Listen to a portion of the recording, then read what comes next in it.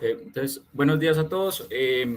Hoy en la reunión de pediatría, a cargo del profesor Cortés, eh, vamos a discutir algunos temas relevantes acerca de la terapia dirigida en el tratamiento del craneofaringioma. Debemos conocer que este tipo de terapias, como le había mencionado,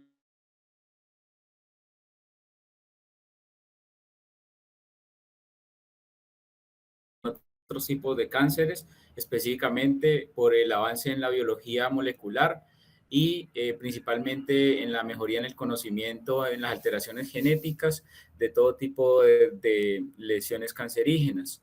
Esto específicamente lo que busca la terapia dirigida es identificar esos blancos a los cuales va realizada esta acción, ya es que se encuentren en la superficie o el interior de las células con el objetivo de inhibir el crecimiento principalmente de células cancerígenas y de forma muy específicas. Entonces, ¿por qué es importante tener en cuenta esto específicamente en el craneofaringioma? Porque como sabemos, dentro de del armamento que tenemos, ¿cierto? Además de la cirugía y la radioterapia que han mostrado pues un beneficio, muchas veces cuando recaen este tipo de tumores, a veces la decisión de qué hacer es difícil, ¿cierto? Y muchas veces reoperar un paciente de estos o reirradiar puede tener una mayor morbilidad en pacientes que son relativamente jóvenes y hacen parte de una población económicamente activa. Entonces, vamos a entrar un poco en materia. Voy a poner aquí el puntero. Eh, Dentro de lo que debemos conocer, ¿cierto? Acerca de conceptos básicos del craneofaringioma es que hacen parte de tumores que se clasifican dentro de la OMS como grado 1 o de bajo grado. Usualmente la localización es en la región celar o paracelar y de entrada debemos comprender que las estructuras que se encuentran adyacentes a esta área usualmente son estructuras muy delicadas, no solamente de la parte vascular, como todo lo que es la irrigación del encéfalo, sino también estructuras muy elocuentes como el quiasma óptico, los nervios y las irradiaciones que muchas veces ven comprometidos por el crecimiento de estos tumores. Usualmente la literatura nos informa que surgen de los remanentes ectodérmicos de la hendidura de Rathke y es por esto que usualmente, a pesar de que el crecimiento lo describen como bajo grado, usualmente tienen un comportamiento agresivo relacionado con su localización y las estructuras adyacentes que comprometen. En relación a la epidemiología, usualmente vemos que dependiendo del tipo de tumor, ¿cierto? Y su clasificación, que conocemos como el tipo adamantinomatoso y el papilar, pues va a tener como una distribución, unas características específicas que la vamos a ver en las siguientes diapositivas. Usualmente la presentación en los niños es mucho más frecuente que en los adultos, casi que va hasta el 9% de todos los tumores intracraneales en pediatría, con una incidencia que va casi hasta los 4 casos por millón de niños cada año. Y en los adultos es un poco menos, del 1% de todos los tumores cerebrales, con una incidencia que va hasta casi el 2 casos por millón de habitantes año, con una recurrencia que es muy alta, casi que en la mitad de los casos se observa en relación al residuo que queda debido muchas de estas componentes tumorales van a quedar adheridas a estructuras vitales como el hipotálamo o estructuras mucho más elocuentes como la vía óptica. Entonces, con el objetivo de no realizar un daño, ¿cierto? Con la resección, estos residuos van a crecer y es lo que nos va a generar usualmente estas tasas de recurrencia tan altas. En las características generales de los dos tipos, tenemos en cuenta que casi 3/4 partes de todos los tumores son de tipo adamantinomatoso. Usualmente la edad de presentación tiene dos picos, entre los 5 y los 14 años y entre los 45 y los 60 años. Las características histopatológicas las he descrito aquí, que son como las principales y las vamos a ver como más adelante relacionadas. Usualmente van a tener ciertas cosas que lo contrastan con el papilar, ¿cierto? Y en la parte inmunohistoquímica, al igual que en las características histopatológicas, usualmente su mayor característica de diferenciación va a ser la tinción para la beta-catenina, que en el caso de la amantinomatoso va a ser muy pronunciada a nivel del citoplasma y el núcleo, y va a tener una tinción negativa para la mutación del BRAF B600E. En relación a la mutación específica de cada uno de los tipos de tumores, en el amantinomatoso vamos a tener que la mutación puntual va a ser en el gen del CTNNB1, que codifica para la transcripción de la cadenina, y en la vía de señalización intracelular que se relaciona al amantinomatoso es la WNT con la beta-catenina, en contraste al papilar, que es una vía que ha sido estudiada mucho más y que es más clara en relación a la vía del RAF, RAS, el MARC y el ERK. Entonces, si nosotros observamos, por ejemplo, algunas características histopatológicas de estos dos tumores, en la izquierda tenemos la columna de las diferentes tinciones que se utilizan en el amantinomatoso, y en la derecha el del papilar, como observamos en la tinción de hematoxilina y eosina. No hay como una clara diferencia, pero cuando ya realizamos unas tinciones mucho más específicas, como por ejemplo la beta-catenina, observamos que en el amantinomatoso hay una acumulación principalmente en el núcleo citoplasma muy abundante, ¿cierto? Para esta inmunohistoquímica, en contraste al papilar, que su tinción, que la observamos como un color café, ¿cierto? Va a ser principalmente a nivel membranoso, ¿cierto? Que difiere entre los dos.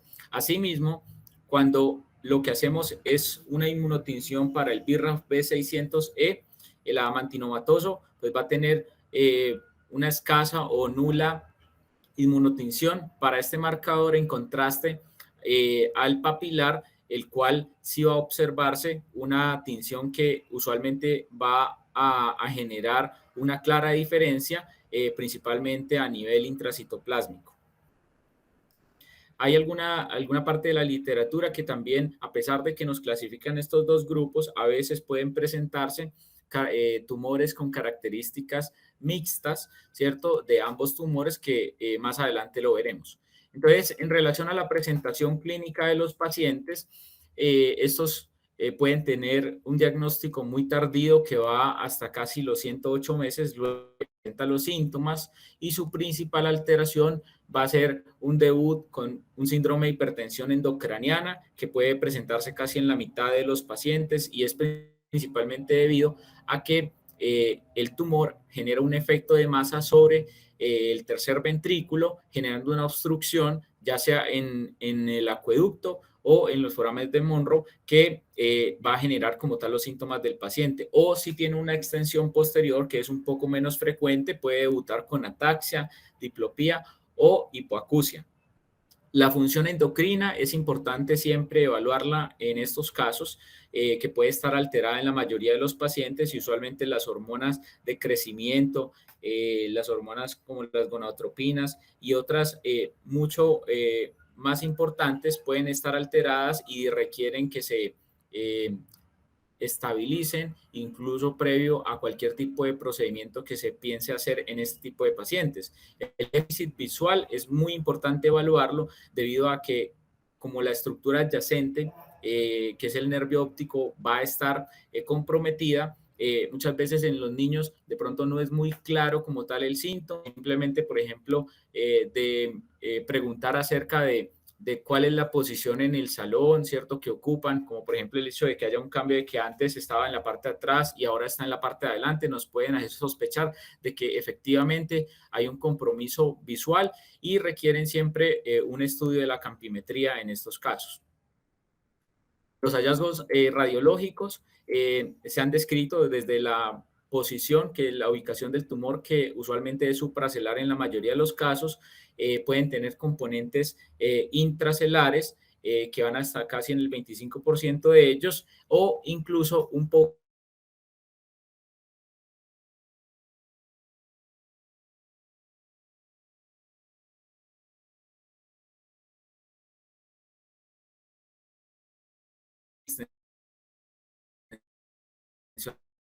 hacia la nasofaringe, la fosa posterior o incluso hasta la columna cervical, principalmente del componente quístico en relación al tumor tipo adamantinomatoso. Si observamos los dos tipos de tumores, algunos de ellos van a tener unas características específicas porque el tumor adamantinomatoso usualmente es un tumor que tiene un componente sólido de pequeño tamaño con un gran quiste. Usualmente va a tener calcificaciones y va a tener un realce de contraste en casi el 90% de los casos. En contraste al papilar, que usualmente va a ser un tumor más sólido, el componente quístico puede ser pequeño o estar ausente, las calcificaciones no son tan frecuentes y usualmente tiende a desplazar pues todas las estructuras adyacentes como lo observamos en esta imagen. Entonces la tomografía puede ser el examen inicial que nos permita sospechar, ¿cierto? Principalmente de aquel tumor que se encuentre en la región supracelular, puede no tener características puntuales, pero el hecho de tener, por ejemplo, calcificaciones nos puede hacer sospechar de este diagnóstico. Ya en la resonancia magnética contrastada, que sería el examen idóneo para evaluar no solamente el tipo de tumor, sino planear qué vamos a hacer con él debido a su relación estrecha con estructuras importantes, no solamente elocuentes de la parte neurológica, sino vasculares. Entonces, nos va a hacer sospechar ante un tumor, ¿cierto?, con un componente quístico y sólido que va a realzar contraste, como lo observamos en las imágenes.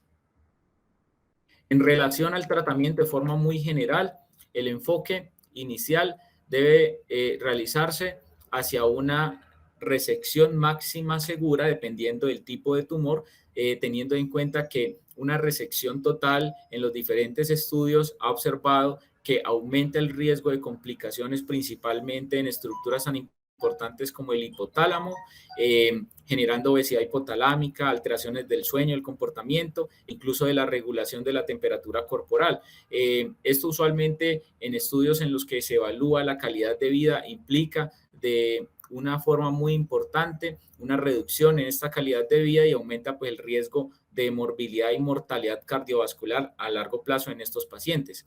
Dentro de las opciones de tratamiento quirúrgica, pues dependen de cada paciente, ¿cierto? Y de las características tumorales en sí que en charlas previas pues se han discutido. Dentro de las opciones adicionales está el uso de la radioterapia o el uso de una mezcla entre una cirugía con una resección subtotal más radioterapia para ese residuo, ¿cierto? O inicialmente si el paciente tiene un tumor con un gran componente quístico, que es el que le está generando un efecto de masa sobre las estructuras importantes, como los nervios ópticos, la inserción de un reservorio de Ommaya para el manejo del volumen del quiste nos podría ayudar como un tratamiento inicial mientras que el paciente madura, ya que estos pacientes, pues a corta edad aumenta el riesgo de complicaciones y podemos ir llevando al paciente simplemente con un reservorio de Ommaya y muchas veces con la administración de sustancias esclerosantes como el interferón, la bleomicina o los radioisótopos radiactivos. Entonces, ya para entrar en el tema, ¿cuáles son las posibles terapias dirigidas que se han venido estudiando? Cada uno de los tipos de tumores tienen unos blancos específicos que están en estudio y hay otros más depurados, como en el caso del, por ejemplo, el craniofaringioma papilar, en el cual incluye no solamente estudios de células tumorales in vitro, sino también casos clínicos aislados descritos y este año se publicó un estudio fase 2 que nos puede ayudar como a considerar cierto tipo de intervenciones y a invitarnos a estudios mucho más organizados para fomentar como una práctica clínica en la administración de estos medicamentos. El craniofaringioma adamantinomatoso, vamos a empezar por él debido a que es el que muestra la mayor cantidad de alteraciones y nos puede ayudar como a definir todos los posibles blancos, ¿cierto? Entonces, en esta tabla podemos observar que hay alteraciones moleculares patogénicas que ya han sido identificadas desde mutaciones activadoras en el gen que codifica para la beta-catenina y la sobreexpresión de factores de crecimiento y sus receptores, de citoquinas proinflamatorias, la sobreexpresión de factores proangiogénicos, la activación de la vía de la MAP quinasa y los puntos de control inmunológico. La idea es revisar cada uno de ellos, ¿cierto? Con el objetivo de definir de pronto qué tanto se ha avanzado en estos temas en relación a este tipo de tumor. Entonces vamos a empezar con la vía de los inhibidores en relación a la vía de la WNT y la beta-catenina. Entonces debemos conocer que la beta-catenina es una proteína que se ha identificado desde 1994 como una proteína oncogénica y usualmente esta se va a codificar en el gen que se ha identificado en CTNNB1 en el cromosoma 3. Esta proteína se va a encontrar usualmente en el citoplasma y en el núcleo de la célula tumoral su función es regular la transcripción de genes que se implican principalmente en la proliferación y la diferenciación de células progenitoras. ¿Qué es lo que va a generar estas mutaciones? Cuando hay la mutación, entonces lo que produce son cambios conformacionales en las proteínas que van a impedir la fosforilación, ¿cierto? Y la degradación. Entonces se va a acumular de una forma excesiva, tanto en el citoplasma como en el núcleo, esta proteína y va a servir como un promotor para que todas esas proteínas que se van a codificar por ese exceso se faciliten como la falcina, y eso es lo que se ha observado en los diferentes estudios in vitro en los cuales se describe que a un aumento de la beta-catenina estos pacientes presentan una elevada recurrencia y progresión, incluso con mecanismos de inhibición asociados a este tipo de características. Dentro de las opciones de tratamiento se han descrito más de 40 inhibidores de esta vía específica, pero ¿qué es lo que pasa o qué es lo que frena? Resulta que esta vía, como es tan importante, no solamente para el crecimiento tumoral, sino como parte de la función normal, siempre se limita su aplicación clínica, es debido a que se debe garantizar que se eviten daños en el sistema normal, ¿cierto? Porque podría provocar un efecto indeseable, y es por esto que se están realizando estudios mucho más avanzados y específicos con el objetivo de evitar este tipo de alteraciones asociadas a la administración de estos medicamentos. Entonces, esto es lo que les quería explicar, ¿cierto? Usualmente, cuando se va a generar una proliferación celular, ¿cierto? Dependiendo de la beta-catenina, ¿cierto? Podemos encontrar que esta se va a activar de una forma controlada y va a estar en un estado inactivo o un estado activo. Entonces, esta es la forma de cómo uno podría regular la expresión de todos estos factores que van a generar este crecimiento celular. Entonces, en la parte inactiva, de una forma controlada, ¿cierto? En ausencia de un ligando, WNT, que pueden ser muchos, ¿cierto? Lo que se va a generar es que un complejo de proteínas, entre ellos la APC, la axina, la CK1 y la GSK3, van a generar la fosforilación de la beta-catenina, y toda esta beta-catenina que se encuentra en el citoplasma, al ser fosforilada, se va a eliminar a través de proteosomas y va a evitar que se genere la transcripción y la proliferación celular. Cuando ocurre una estimulación a nivel de la membrana extracelular por el WNT, entonces se va a reclutar todo este grupo de proteínas que fosforilan usualmente la beta-catenina, y esta beta-catenina, al estar libre, va a generar su efecto sobre el ADN y en el resultado observamos la proliferación celular. ¿Qué es lo que pasa cuando hay una mutación, que es la enfermedad o la expresión en estos tipos de tumores? Que esta beta-catenina mutada no va a ser fosforilada debido a un cambio conformacional, principalmente en la terminal N de su cadena, la cual no va a tener como ese cambio conformacional en sus proteínas y no va a poder tener el efecto este grupo de proteínas que fosforilan. Entonces, como no se va a fosforilar, se va a acumular de una forma excesiva, generando una respuesta desproporcionada, y esto es lo que va a llevar a la proliferación celular descontrolada que observamos en todo tipo de tumor. Entonces, ya pasando a otro tipo de inhibidores, tenemos en cuenta que otro de los grupos son los inhibidores del receptor del factor de crecimiento.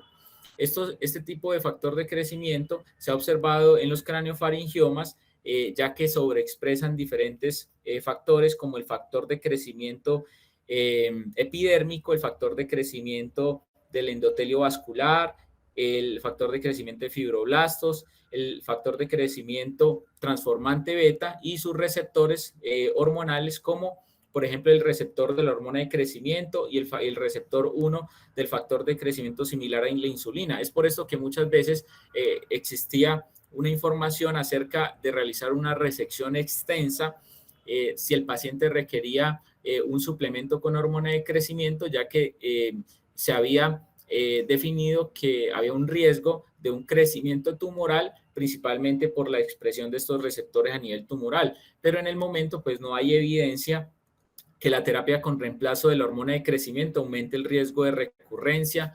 Es por esto que no hay ninguna limitación a la hora de definir si el paciente requiere este reemplazo hormonal. Dentro de todo este grupo de factores estudiados, ¿cierto? El más importante que se ha descrito en la literatura es el receptor del factor de crecimiento epidérmico, ¿cierto? Usualmente este tipo de receptores es inducido por muchos otros factores, como no solamente el factor de crecimiento epidérmico, sino el de fibroblastos, incluso la beta-catenina, el transformante beta, que usualmente lo que van a generar una vez que inducen la respuesta de este receptor es una cascada de reacciones, usualmente en las vías de la MAP quinasa, en la fosfatidilinositol 3 quinasa y en la JNK.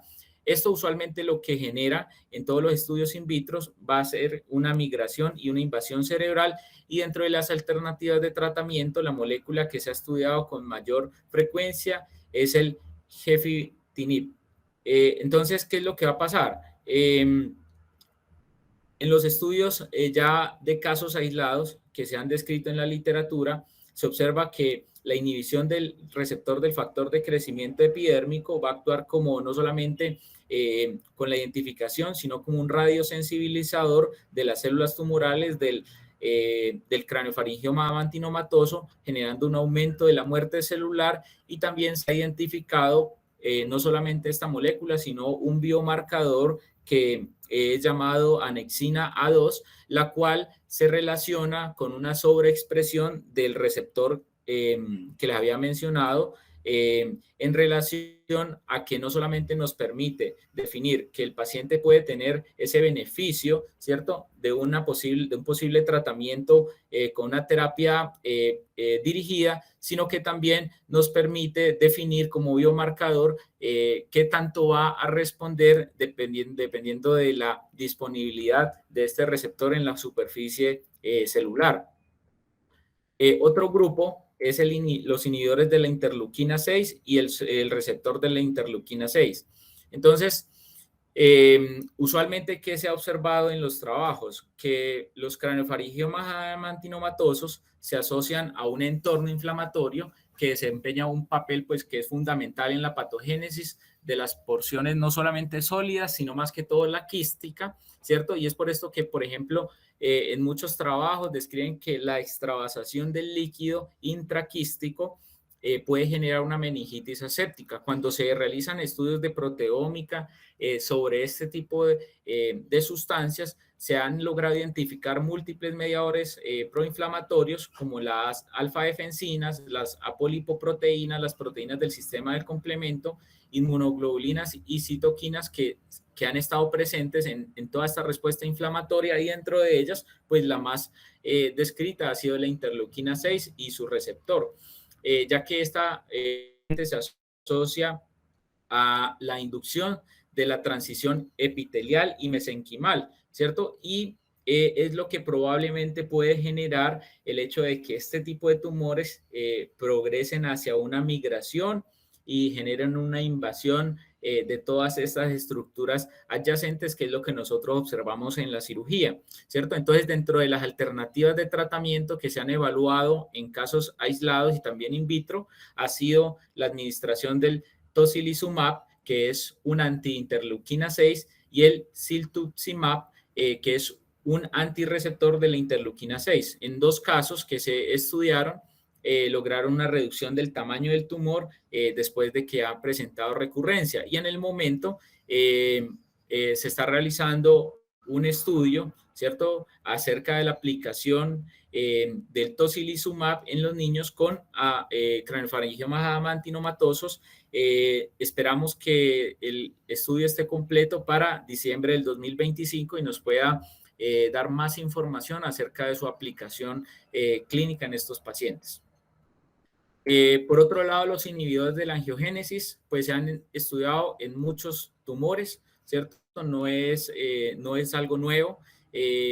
Usualmente lo que los trabajos han mostrado es una estrecha relación entre la recurrencia del craneofaringioma y la angiogénesis tumoral. Y es por esto que sale la teoría acerca de que estos craneofaringiomas van a expresar factores proangiogénicos como el factor de crecimiento del endotelio vascular, el factor de crecimiento de fibroblastos y el receptor del factor de crecimiento derivado de plaquetas que nos pueden ayudar como posibles blancos en relación a la terapia dirigida.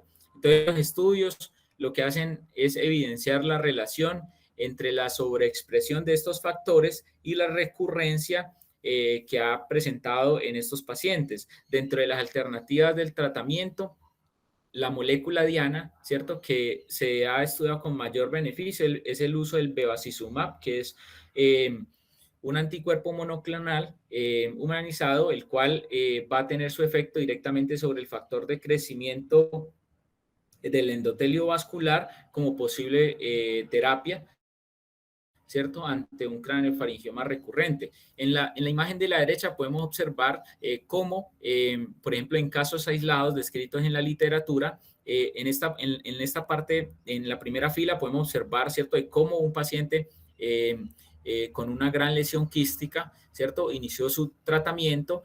En la B, cómo mostró su beneficio ante el uso del interferón, en la siguiente la bleomicina. En la siguiente podemos observar el uso del tocilizumab solo y en la E podemos observar el beneficio de cuando se mezcla el tocilizumab más el bevacizumab como tratamiento y cómo genera un efecto positivo, dan hipótesis, ¿cierto? E iniciativas para estudios más organizados.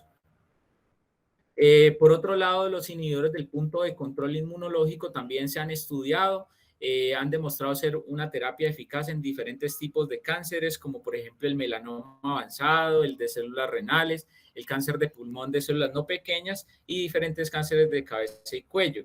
Esto lo que busca es dirigir hacia la proteína de muerte programada y hacia el ligando de esta proteína. Al bloquear esta unión, lo que se espera es que se bloquee la respuesta contra las células cancerosas.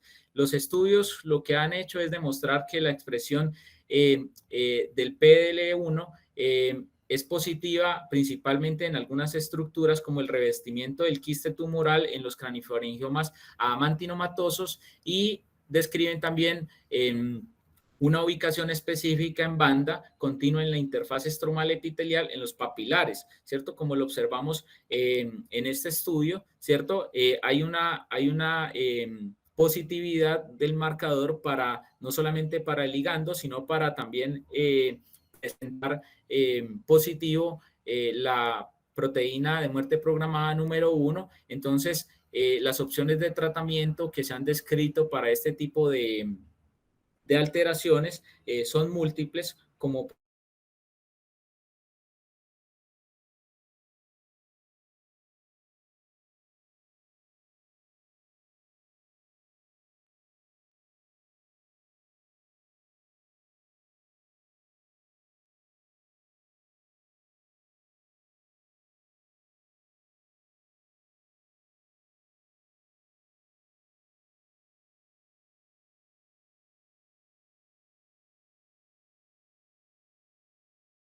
craneofaringioma ha identificado esta mutación en el gen del BRAF que se encuentra en el brazo largo de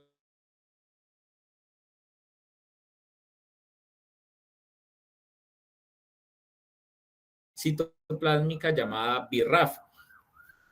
¿Qué es lo que pasa dentro de su efecto normal? Cuando ocurre una estimulación por distintas citoquinas, ¿cierto? Dentro de su vía normal, cuando se estimula este receptor, va a generar una vía de señalización con la integración de múltiples moléculas, no solamente el BRAF, sino otras proteínas como el MEC, el CRAF o el NRAS, ¿cierto? En la vía del ERK y al final, de una forma controlada, se va a observar una serie de eventos que van a promover la proliferación celular.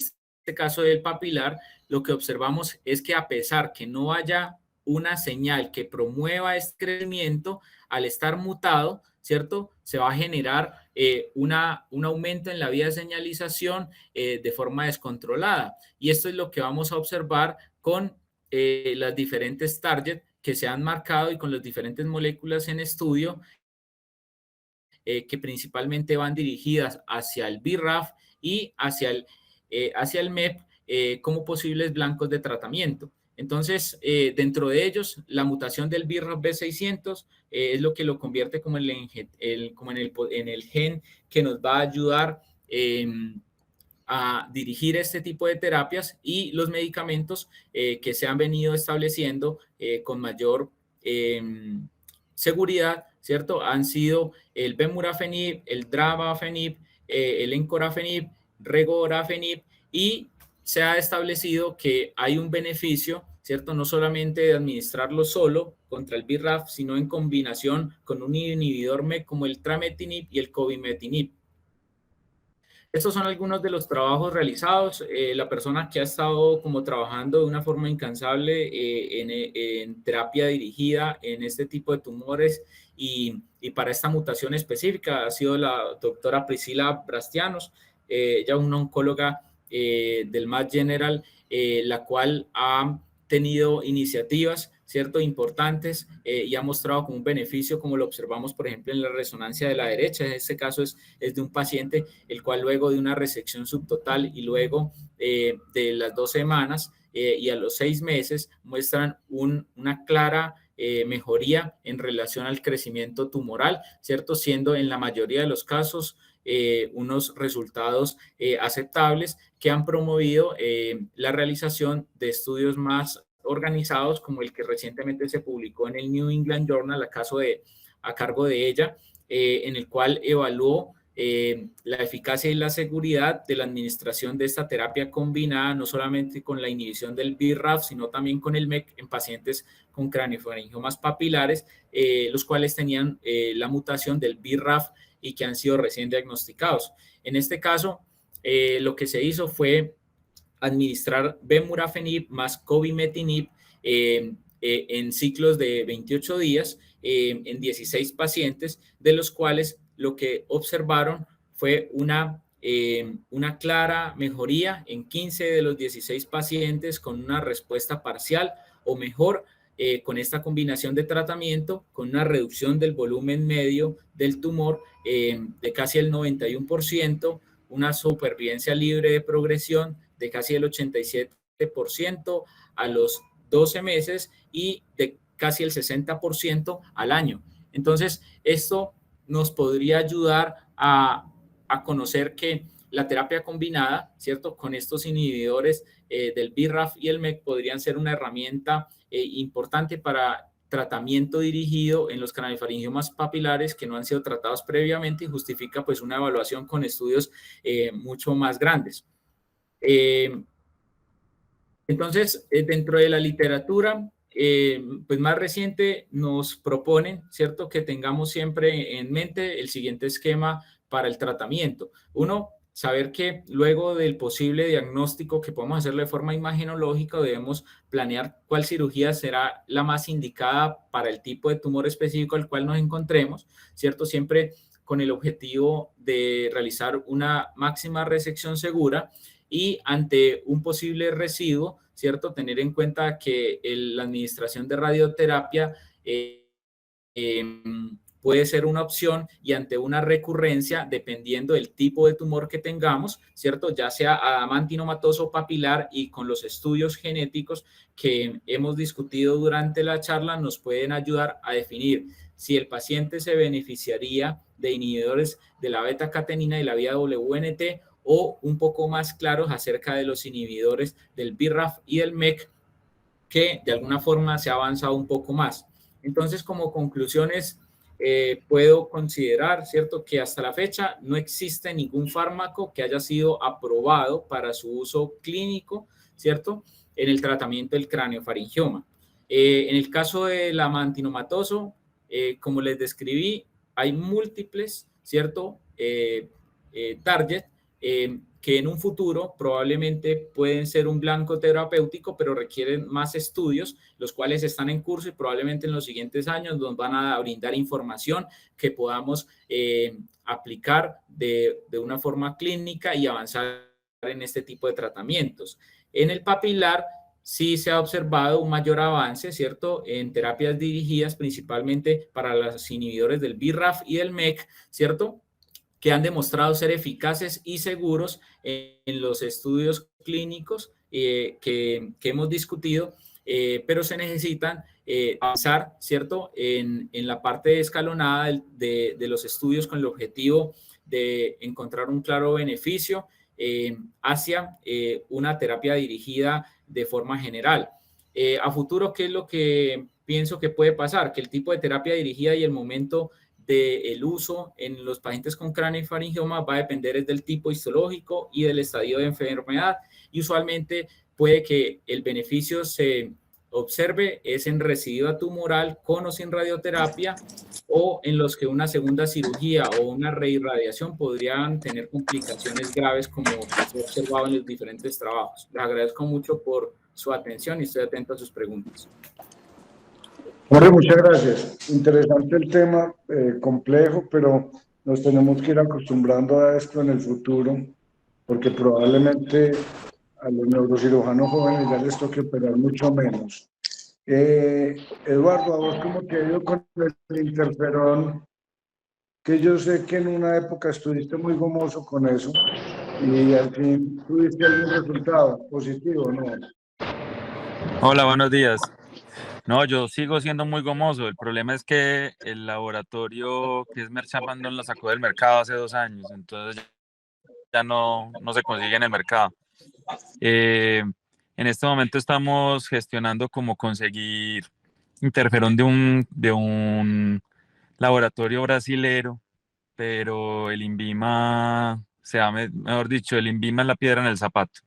No ha dejado de importarlo, pidió demasiadas cantidades, mejor dicho. Se necesita más o menos 500 ampollas, 500 ampollas para el tratamiento de interferón de los pacientes del país en un año. La vida media del interferón almacenado es más o menos un año, año y medio. Entonces el que lo iba a importar dijo, listo, importo las 500 y lo distribuimos en todo el país. El INVIMA le dijo, no me va a traer 500, me va a traer 5.000.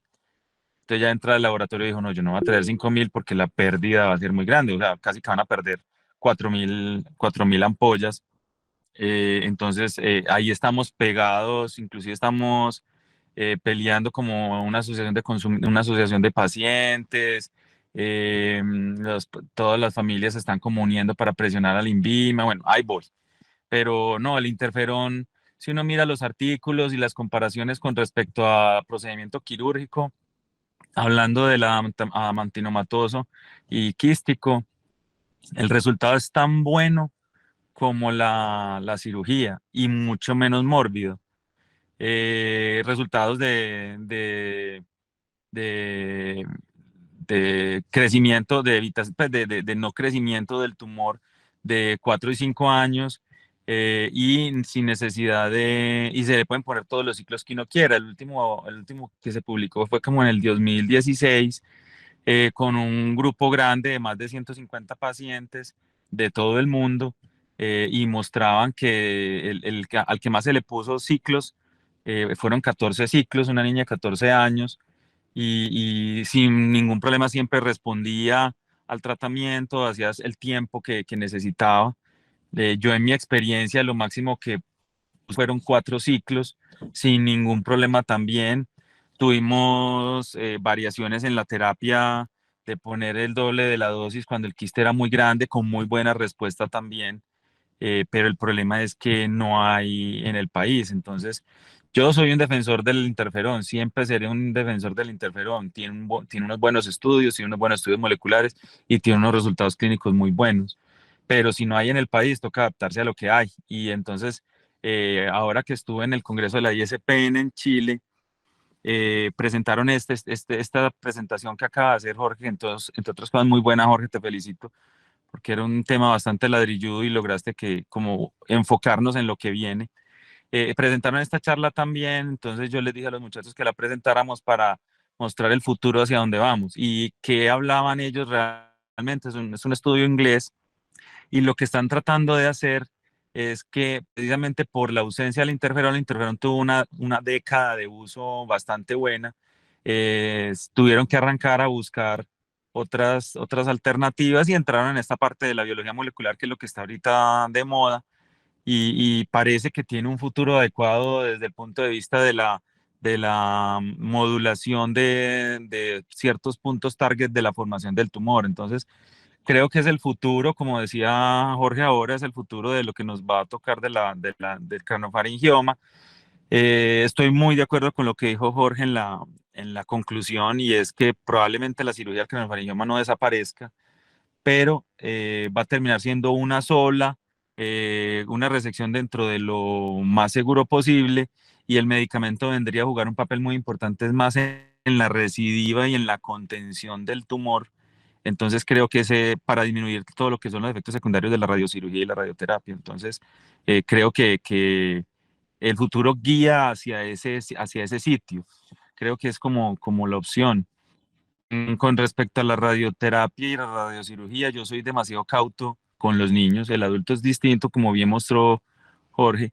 Yo trato de dejarlo ya al final cuando no tengo nada más que hacer, porque es claro que un paciente que ha sido posirradiado de una recidiva, la posibilidad de mortalidad es más alta quirúrgica, mientras que si no se le ha irradiado, es mucho mejor. Básicamente los defensores de la radiocirugía y la radioterapia lo que hablan es que los tiempos libres de tumor con la radioterapia son más largos, y tienen toda la razón. Pero si yo empiezo con un niño de 5 años y le doy 4 años, a los 9 años lo tengo que reintervenir, y la posibilidad de muerte o alta morbilidad es tan alta que uno lo piensa. Si con los resultados del interferón uno podía también ganarse 2, 4 años sin necesidad de irradiarlo, pues es una mejor opción, es una terapia ambulatoria que se puede repetir lo que necesite, no les daña la calidad de vida, entonces era una muy buena opción. Creo que tenemos que ir evolucionando con lo que tenemos y ir tratando de llevar. Yo, ¿qué estoy haciendo en este momento?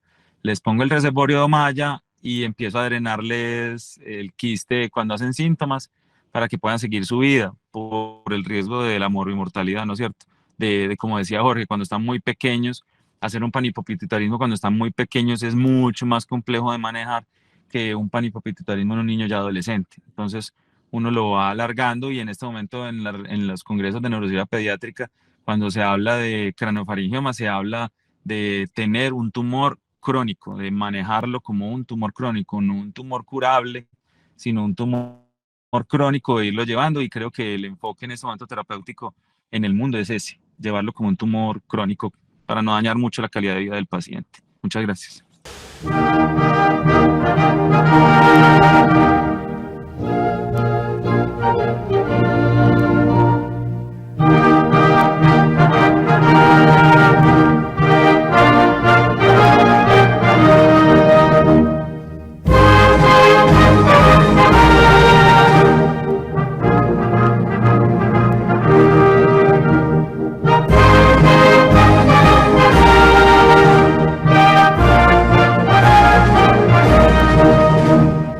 Cantaremos entusiastas